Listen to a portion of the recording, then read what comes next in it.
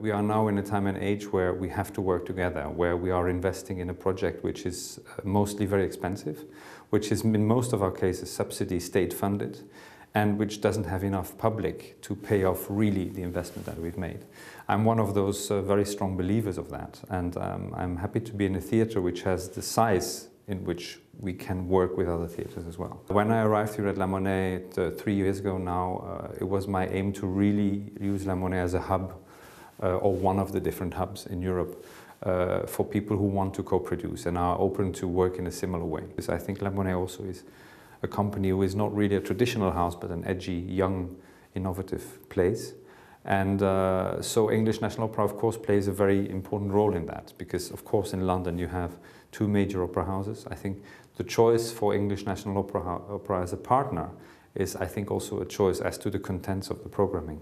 The major thing is that you find partners who are willing to think alike and who are, you know, I think with John Barry at English National Opera, I do have a partner there who is like me, not someone who is going to say how a team has to do something.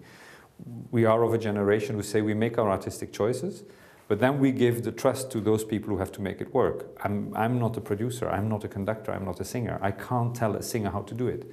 But it's our job to find the right people, the right singers, the right conductor to do this piece and to give them the freedom and the means to do it. I think we are in one of the most explosive moments of opera today, because we have found a way to have musical excellence, vocal quality, the way of representing opera today is something credible. People who come to me and say, you know, I've seen my definite Traviata. I mean, that's not really fair, because you can always discover another Traviata.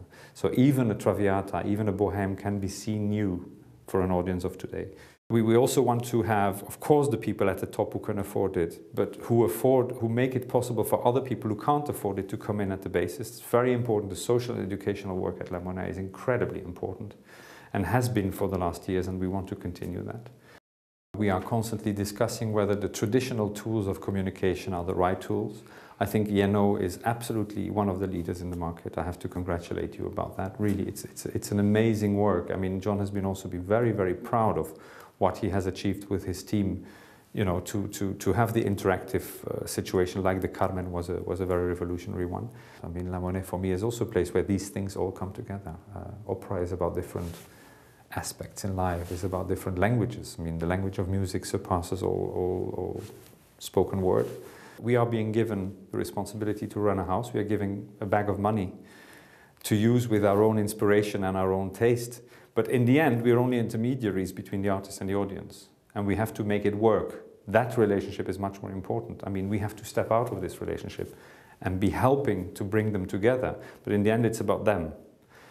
La Monnaie doesn't mean that we are a rich house. La Monnaie means that we are actually having a theatre on the place where there used to be the royal Monet stamping happening. So that's where the name comes from.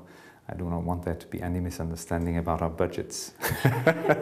So it's a very interesting relationship I'm talking about, really.